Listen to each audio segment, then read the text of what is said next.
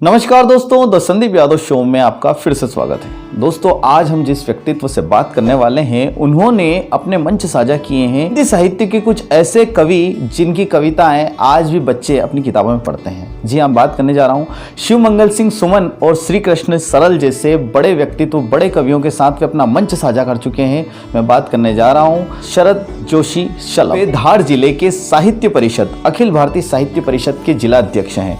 वे एक बहुत अच्छे गीतकार हैं, वे बहुत अच्छे कवि हैं, बहुत अच्छी गजल लिखते हैं। उनकी गजलों ने, उनकी कविताओं ने, उनकी शायरियों ने कई लोगों के दिलों को जीता है। तो चलिए अधिक समय न गंवाते हुए मिलते हैं शरद जोशी जी से। तो हमारे बीच में आ चुके हैं आदरणीय शलभ जी, श्रीमान शरद जोशी शलभ जी। सर, आपका बहुत बहुत स्वागत है हमारे शो में। नमस्कार सर, सबसे पहले हम ये जानना चाह रहे हैं कि साहित्य के क्षेत्र में इतना बड़ा नाम और इतने वर्षों से आप लिख रहे हैं, इतनी सारी कविताएं लिखी, इतनी सारी गज़लें लिखी हैं, तो शुरुआत आपकी कैसे हुई?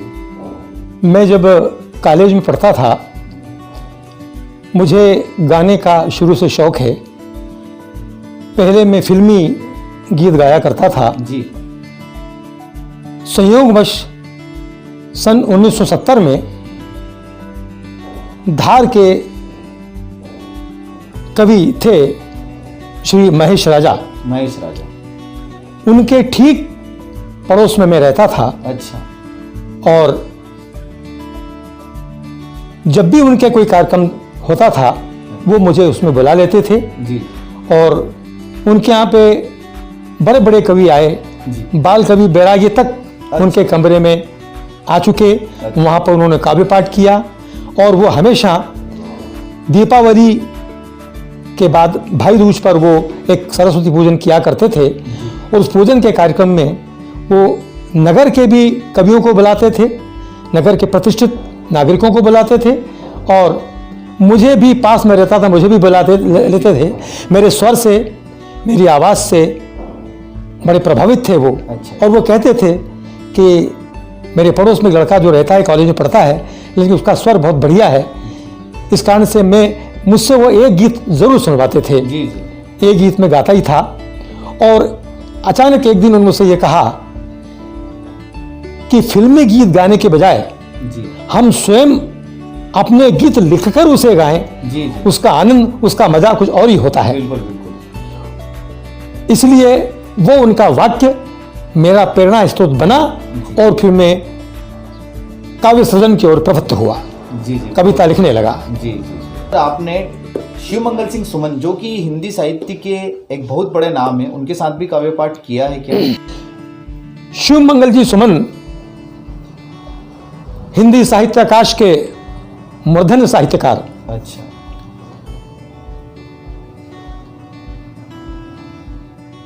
हम कॉलेज में जब पढ़ते थे तो सन 1970 में उन्हें धार कॉलेज में बुलाया गया था। अच्छा अच्छा। संयोग की बात थी कि उनके पढ़ाए हुए दो शिष्य, अच्छा।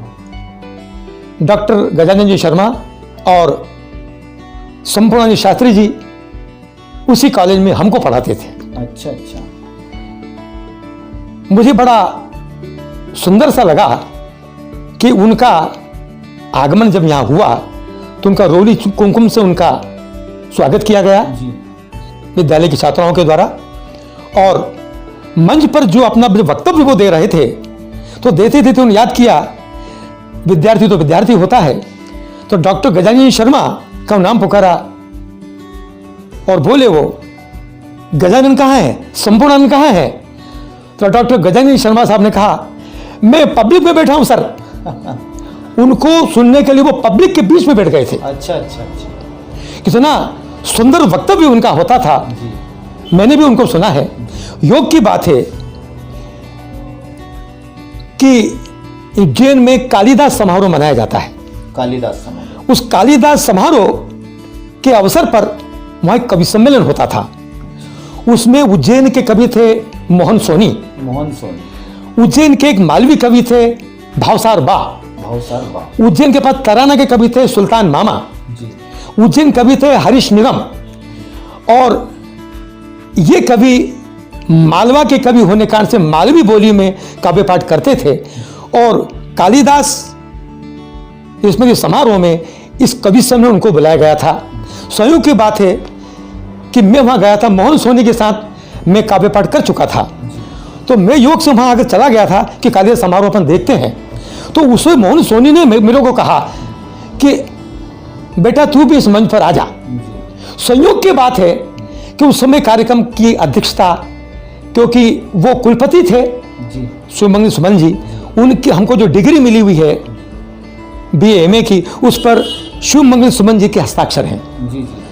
ये भी एक संयोग है कि उस पर मेरे को जाने का अवसर हुआ और उसी समय मैंने उनके स्वागत में वो स्वागत गीत मंच पर पढ़ा था 1970 में। 1970 में।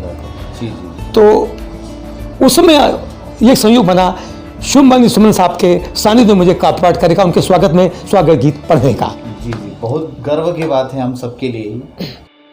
कविता के क्षेत्र में आप इतने वर्षों से हैं, इतनी सारी आपने कविताएं लिखी है और कई कविताओं से आपने कई लोगों को मोटिवेट किया है।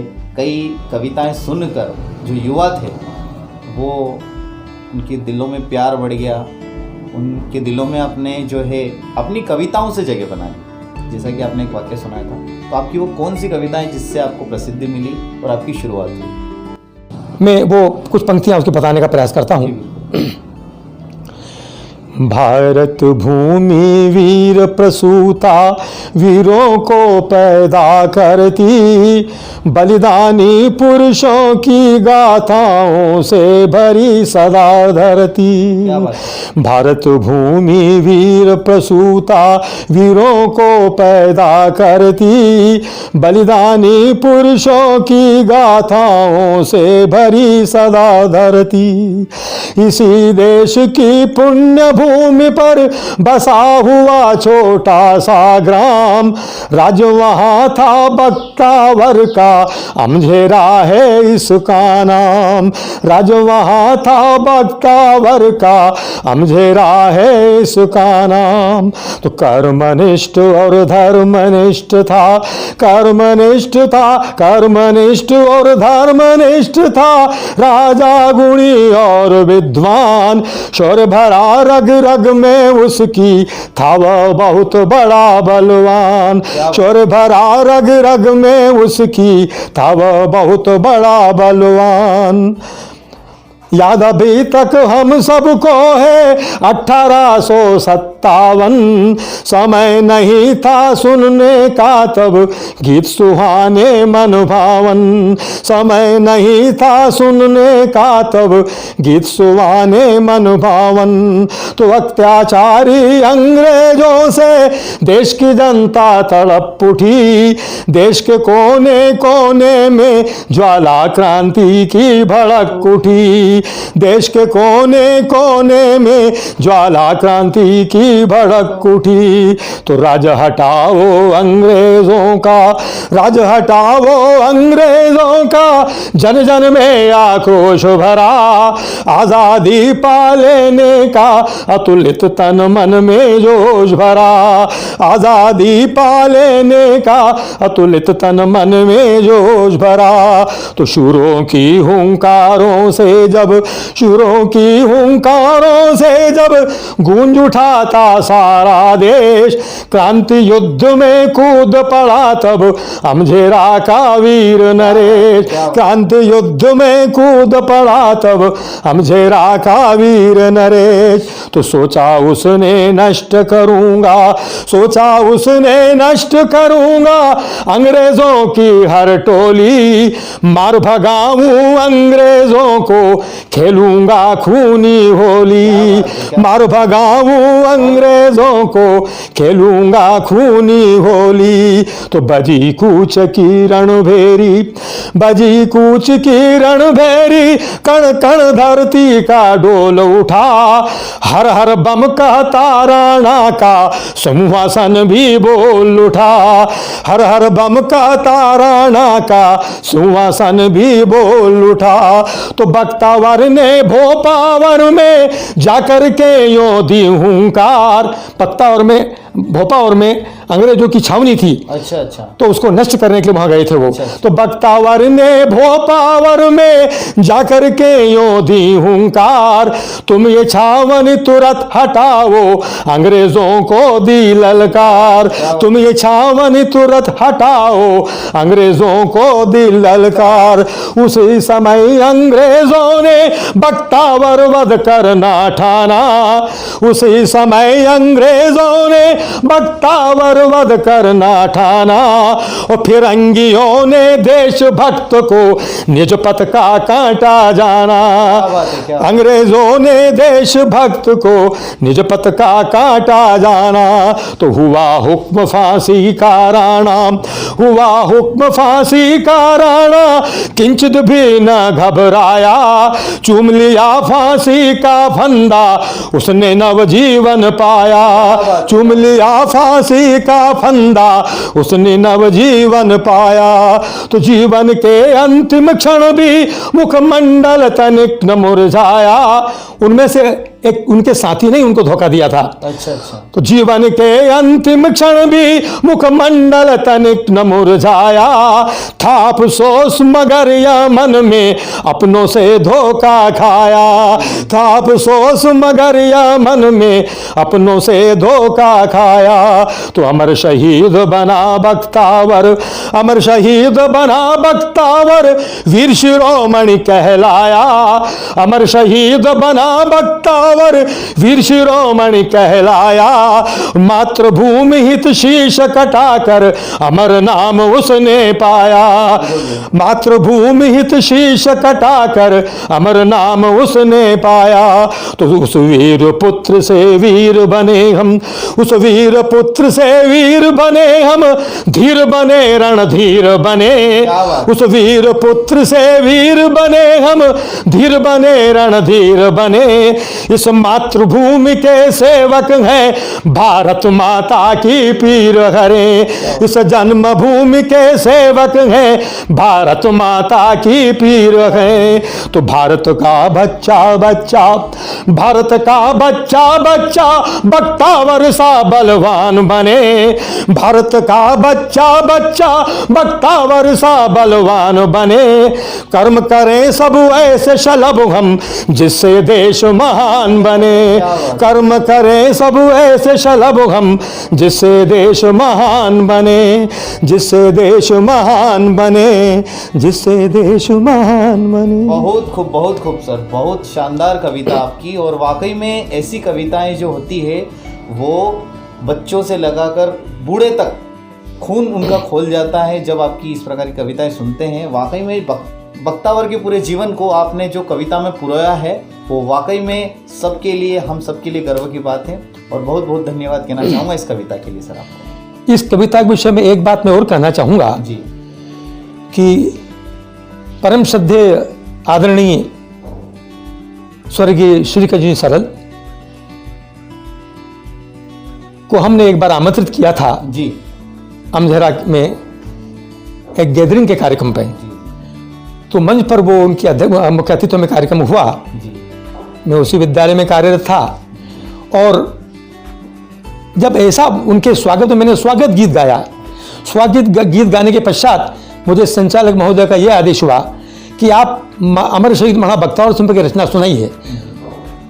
मैं थोड़ा हतोत्साहित हुआ, क्योंकि मंच पर विश्व में सर्वाधिक महाकाव्य रचयिता जिन्होंने अमर शहीदों पर 13 महाकाव्य की रचना की है, वो महान व्यक्तित्व अटल हिमालय के रूप में उस मंच पर विराजित था, श्री कृष्ण सरल के रूप में। अच्छा। उनके सामने मुझे आदेशित किया गया शहीद पर एक रचना पढ़ने के लिए। तो मैंने ये निवेदन उनसे कहा था कि आपके सामने एक शहीद पर रचना सुनाने के लिए मैं हतोत्साहित हूं, और ऐसा लगता है जैसे सूर्य को दीपक दिखाने का मैं प्रयास कर रहा हूं।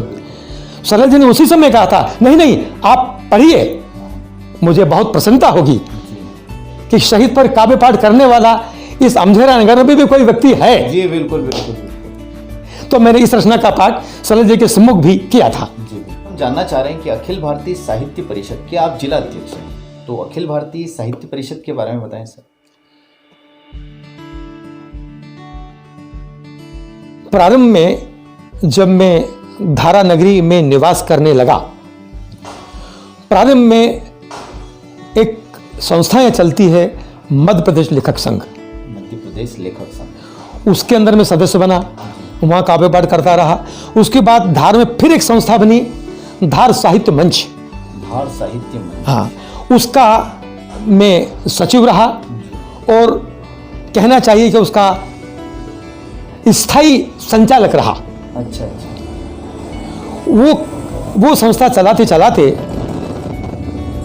मेरी भेंट अखिल भारतीय साहित्य परिषद के अध्यक्ष, जो संभागीय अध्यक्ष थे, सम्मान्य श्री त्रिपुरारी शर्मा साहब से मेरी भेंट हुई।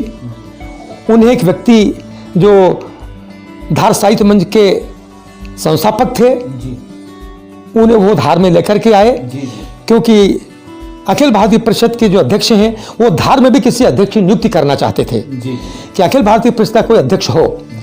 तो चूंकि धार साहित्य मंच के जो संरक्षक थे शर्मा जी, उन्होंने मेरा नाम उनके सामने प्रस्तावित किया और 2011 में एक गोष्ठी की गई। उस गोष्ठी के अंतर्गत यहाँ के वरिष्ठ साहित्यकार, वरिष्ठ कहानीकार श्री निसार साहब थे, डॉक्टर भोजन संस्थान के अध्यक्ष डॉक्टर देपेन शर्मा थे। संयोग की बात है कि वो मेरे विद्यार्थी हैं। जी जी, हाँ हाँ, और साथ ही नगर के और भी कविगण साहित्यकार थे। उनके मध्य में मुझे अखिल भारतीय साहित्य परिषद का जिलाध्यक्ष नियुक्त किया गया सम्मान्य श्री त्रिपुरारी शर्मा के द्वारा। सर इसमें सम्मान भी आपको मिले? मुझे सम्मान जो प्राप्त हुआ वो पहले धार साहित्य का सचिव रहते हुए मुझे साहित्य सौरभ से सम्मानित किया गया जी, उसके पूर्व 2003 में मुझे वाणी भूषण से इंदौर में सम्मानित किया, जिसे करने वाले श्री साहित्य सभा के संस्थापक चकोर चतुर्वेदी थे। और उसके बाद में उसी संस्था के द्वारा 2012 में मुझे साहित्य शिरोमणि से सम्मानित किया गया और काव्य पाठ में विशेष काव्य पाठ विशेष योग्यता का भी सम्मान पत्र मुझे खंडवा में प्रदान किया गया। इस प्रकार से और विभिन्न संस्थाओं से मुझे प्रतीक चिन्ह प्रदान किए गए। अखिल भारतीय साहित्य परिषद का अध्यक्ष रहते हुए जी, प्रतिवर्ष 12 जनवरी को जी, विवेकानंद जयंती के अवसर पर जी, मैं ग्राम दसाई के विवेकानंद स्कूल में, जी जी जी, जो हायर सेकेंडरी स्कूल है, उसमें मैं प्रतिवर्ष जाता हूँ। इस वर्ष 12 जनवरी 2020 को मेरा वहाँ 5वां वर्ष था और संयोग की बात है कि आज मेरा साक्षात्कार लेने के लिए तो संदीप यादव यहाँ आए हैं। मैंने उनका यहाँ पर भाव बिना स्वागत किया, स्वागत करता भी हूँ, उनका सादर अभिनंदन है। और ये भी संयोग है कि ये अखिल भारतीय परिषद के सरदारपुर तहसील के अध्यक्ष हैं और ये भी संयोग है कि इनकी नियुक्ति भी मैंने सरदारपुर में मैंने ही की है। जी जी, बहुत बहुत धन्यवाद। और इनकी आज भी मुझ पर विशेष अनुकंपा हुई है कि ये मेरा साक्षात्कार लेने के लिए आज मेरे सदन पर पधारे हैं। मैं पुनः पुनः इनका हार्दिक स्वागत करता हूं, हार्दिक अभिनंदन करता हूं। बहुत बहुत धन्यवाद सर इसके लिए आपका। सर साहित्य के क्षेत्र में आपने कविताएं लिखी हैं, आपकी इसके अलावा भी कौन कौन सी विधाएं हैं?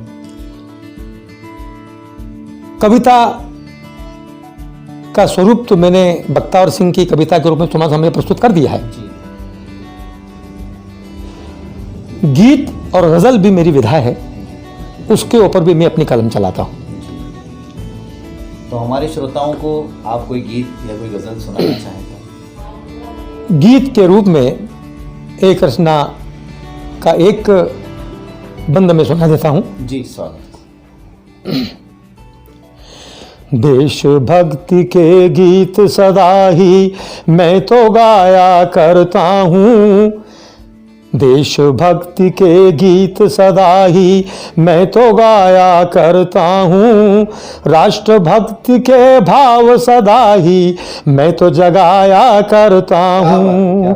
देशभक्ति के गीत सदा ही मैं तो गाया करता हूँ, राष्ट्रभक्ति के भाव सदा ही मैं तो जगाया करता हूँ। मेरे गीतों का जादू जब श्रोताओं पर छा जाएगा, मेरे गीतों का जादू जब श्रोताओं पर छा जाएगा, भारत का बच्चा बच्चा तब राष्ट्रभक्त बन जाएगा, भारत का बच्चा बच्चा तब राष्ट्रभक्त बन जाएगा। देश में सोया खून सदा ही मैं तो जगाया करता हूँ, देश में सोया खून सदा ही मैं तो जगाया करता हूँ, देशभक्ति के गीत सदा ही मैं तो गाया करता हूँ, देशभक्ति के गीत सदा ही मैं तो गाया करता हूँ, राष्ट्रभक्ति के भाव सदा ही मैं तो जगाया करता हूँ, राष्ट्रभक्ति के भाव सदा ही मैं तो जगाया करता हूँ। बहुत बहुत धन्यवाद सर, बहुत सुंदर। गीत के अलावा छंद भी मेरी विधा है। अच्छा। मांडव के कवि सम्मेलन में जब मैं गया था तो मांडव का विवरण मैंने एक छंद में किया था जी। एक छंद में, कि छंद भी अपने आप में एक विधा है। वो छंद में बता रहा हूं। वीरों की कहानी रणधीरों की कहानी मांडव, क्या बात है। वीरों की कहानी, वीरों की कहानी रणधीरों की कहानी मांडव, शूरों की कहानी और शौर्य की कहानी है। क्या बात। वीरों की कहानी रणधीरों की कहानी मांडव, शूरों की कहानी और शौर्य की कहानी है। रण बांकुरों के महारण की कहानी मांडव, जीत की कहानी और हार की कहानी है। वह कहीं जीते भी हो कहीं हारे भी हैं। रण बांकुरों के महारण की कहानी मांडव, जीत की कहानी और हार की कहानी है। गीत की कहानी और संगीत की कहानी मांडव, रानी रूपमती गीत गाती थी और बाद बहादुर संगीतकार थे। तो गीत की कहानी और संगीत की कहानी मांडव, प्रकृति के पावन श्रृंगार की कहानी है। गीत की कहानी और गीत की कहानी और संगीत की कहानी मांडव, प्रकृति के पावन श्रृंगार की कहानी है। और मांडव नगरी को मैं प्रणाम करता हूँ आज, मांडव नगरी तो सच्चे प्यार की कहानी है। मांडव नगरी को मैं प्रणाम करता हूँ आज, मांडव नगरी तो सच्चे प्यार की कहानी है। ये छंद हुआ। अब एक मैं गजल पेश करता हूं। एक ऐसा वाकया है कि कवि सम्मेलन के मंच पर संयोग से एक कवित्र के पास मुझे बैठने का अवसर आया और उन्होंने मुझे कहा कि आप मेरी तरफ बार बार क्यों देख रहे हैं। तो मैंने मंच पर खड़े होकर के बोला था कि मैं इनकी तरफ क्यों देख रहा था, मैं इस गजल में अभिव्यक्त करता हूं। देख कर ही तुम्हें गीत गाता हूं मैं, देख कर ही तुम्हें गीत गाता हूं मैं, देख कर ही तुम्हें गीत गाता हूं मैं, देख कर ही तुम्हें गीत गाता हूं मैं, गीत गा कर तुम्हें ही रिझाता हूं मैं, गीत गा कर तुम्हें ही रिझाता हूँ मैं, देख कर ही तुम्हें गीत गाता हूँ मैं, गीत गा कर तुम्हें ही रिझाता हूँ मैं। पूजा करता हूँ मैं तो तुम्हारी सदा, पूजा करता हूँ मैं तो तुम्हारी सदा, पूजा करता हूँ मैं तो तुम्हारी सदा, प्यार के फूल तुम पर चढ़ाता हूँ मैं, प्यार के फूल तुम पर चढ़ाता हूँ मैं। देशभक्ति के गीत कई हैं मगर, देशभक्ति के गीत कई हैं मगर, देशभक्ति के गीत कई हैं मगर, प्यार के गीत तुमको सुनाता हूँ मैं, प्यार के गीत तुमको सुनाता हूँ मैं। प्यार तुमको भी मुझसे तो हो या न हो, प्यार तुमको भी मुझसे तो हो या न हो, प्यार तुमको भी मुझसे तो हो या न हो, ख्वाब में प्यार तुमसे ही पाता हूँ मैं, ख्वाब में प्यार तुमसे ही पाता हूँ मैं। तो प्रेरणा बन गई मेरे गीतों की तुम, प्रेरणा बन गई मेरे गीतों की तुम, प्रेरणा बन गई मेरे गीतों की तुम।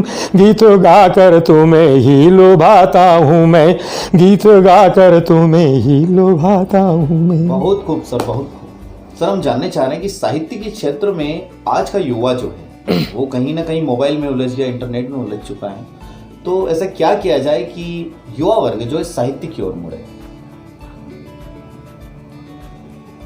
बहुत सुंदर प्रश्न किया है संदीप भाई। साहित्य की ओर रुझान प्रारंभ से ही होता है जी। कहा जाता है कि कुछ कवि जो है वो बनते नहीं हैं, कवि पैदा होते हैं। जी जी जी, बहुत खूब। वो ईश्वर की देन होती है। ईश्वर की देन होती है। कुछ बनने का प्रयास भी करते हैं, करते हैं और कभी कभी वो सफल भी हो जाते हैं। जी। कवि या साहित्य की ओर जाने के लिए, काव्य मंच की ओर जाने के लिए, साहित्य सृजन की ओर जाने के लिए, कविता रचने के लिए सर्वप्रथम किसी साहित्यिक प्रेरणा का मिलना आवश्यक है। साहित्यिक प्रेरणा का मिलना। जब किसी साहित्यिक व्यक्ति के संपर्क में आएगा जी तो उसे साहित्य सृजन की प्रेरणा प्राप्त होगी। जी जी। साहित्य सृजन की प्रेरणा के पश्चात सर्वप्रथम उसका महत्व रखता है उसका सृजन, कि वो रचना किस प्रकार की कर रहा है, किस प्रकार कैसे करता है। तो काव्य सृजन के लिए सर्वप्रथम उसको उन कवियों को पढ़ना चाहिए जिन्होंने बड़ी बड़ी पुस्तकें का सृजन कर दिया है। पुराने कवि, साहित्यिक कवि डॉक्टर शिवमंगल सिंह सुमन जी, श्री कृष्ण सरल जी, जयशंकर प्रसाद जी, सूर्यकांत त्रिपाठी निराला जी, तुलसीदास, सूरदास जी, इनकी रचनाओं को पहले पढ़े, खूब पढ़े, और इतना पढ़े कि वापस उगलने लगे जी बिल्कुल। इतना पढ़े कि वापस उगलने की स्थिति में आ जाए, वो सृजन करना सीख जाएगा। जी बिल्कुल बिल्कुल बिल्कुल। वर्तमान समय में किसी ने निराला को पढ़ा नहीं, पंत को पढ़ा नहीं, मैथिली शरण को पढ़ा नहीं, सुमन जी को पढ़ा नहीं, सरल जी को पढ़ा नहीं, प्रसाद को पढ़ा नहीं, कवि हो गए साहब। जी जी। रचना कैसे रची जाती है जी। इन लोगों को पहले पढ़ तो लो। जी जी बिल्कुल बिल्कुल। वो मेरा दावा है कि इनकी रचनाओं को पढ़ने के पश्चात वो आसानी से काव्य सृजन करने लग जाएगा।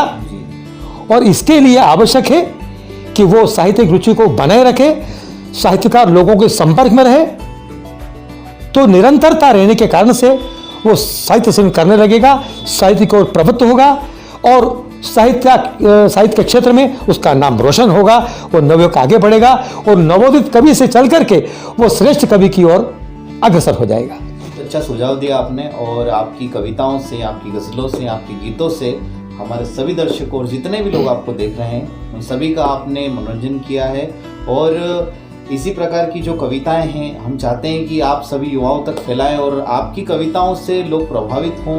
ये कविताएं उन तक जब जाएगी तो वाकई में उसका बहुत ही गहरा असर उनके दिलों में पड़ेगा। जैसे महाराणा बख्तावर की जो कविता आपने सुनाई है, मांडव उत्सव की जो आपने कविताएं सुनाई हैं, तो ये वाकई में इसकी हम क्या तारीफ करें, हमारे पास कुछ शब्द नहीं है। पर सर आपने साहित्य परिषद की बातें बताई, कविताएं सुनाई, युवकों को प्रेरणा दी, इसके लिए द संदीप यादव शो की ओर से आपका बहुत बहुत धन्यवाद सर कि आपने अपना अमूल्य समय हमारे शो के लिए दिया। आपने भी यहाँ आकर मेरा जो साक्षात्कार लिया उसके लिए मैं संदीप यादव वीडियोस का बहुत बहुत आभार अभिव्यक्त करता हूँ।